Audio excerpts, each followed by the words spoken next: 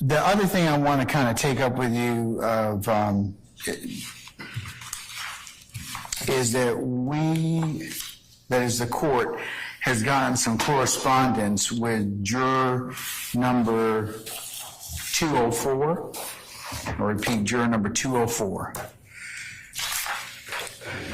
Juror number 204, ladies and gentlemen, is forwarded the court a copy of her lease, and she is moving out of the county starting on, I think the lease contract begins on the 26th of February of this year. So, I want you all to think about what, I don't need an answer right now, but I do need to account for, of course I can't make her not move, but the question is, the court is trying to, grappling with is, should a juror, must a juror be a resident during the entire time of trial? This is not one of these situations where we have the applicability of, while we have jury selection and before our jury is impaneled and sworn, but I do believe that it may trigger 15-12-172. And looking at some case law that I've been able to kind of look at so far, and I'm going to include the juror's lease as the next exhibit in order. I'm going to order it to be sealed because it has some proprietary data in there, but I can tell you that I have matched that particular person's name with our juror list, and they are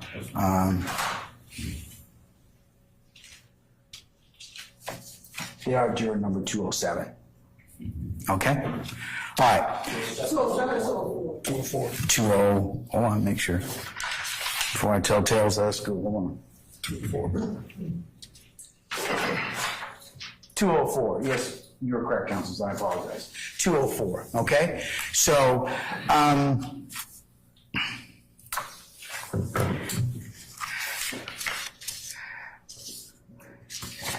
I invite you all to look at, and like I said, Bell versus the state, that's 366 Georgia App 743. And it talks about trial court's excuse of a juror, replacement of a juror with an alternate.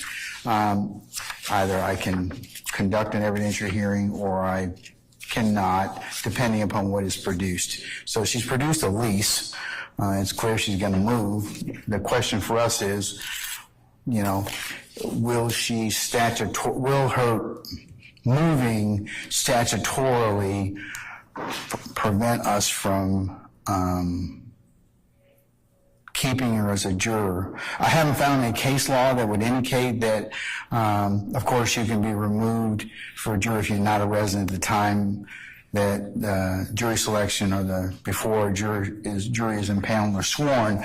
But after that, the court's concern is whether or not she will still be a qualified juror, given that she doesn't live here.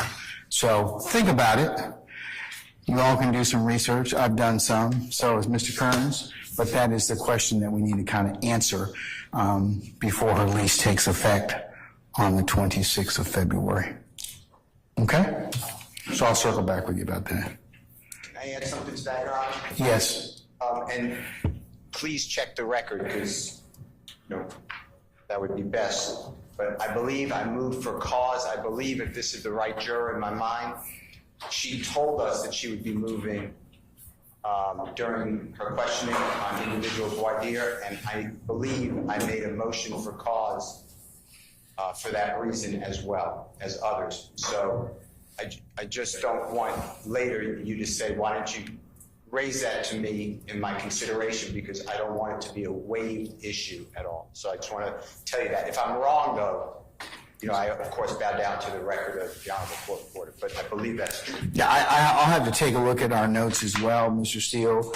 And I believe that given the fact that we didn't know whether or not she would move or not, and then also this has been, it took us 10 months to go through jury selection, so I believe that if memory serves me correctly, this is a juror that, she didn't know whether or not she was gonna move or not, but we'll search the record and find that out. So, Chris, can you look that up for me? Okay. All right. But just, I need you all's input, at least in terms of whether or not she's still a qualified juror if she moves. And that's what I'm trying to kind of ascertain at this point. All right. So we'll circle back with that issue in terms of, I'd like to take it up maybe tomorrow, just so that we don't run out of road.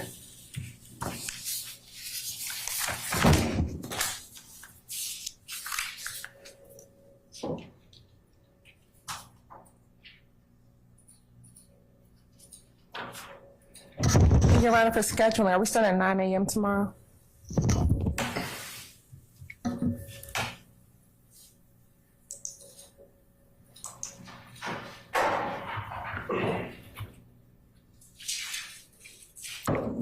Yeah, that's what time everybody's supposed to report. We're 9. Okay, thank you. And we'll get started somewhere between the 9 and 9:30 hour, okay? All right.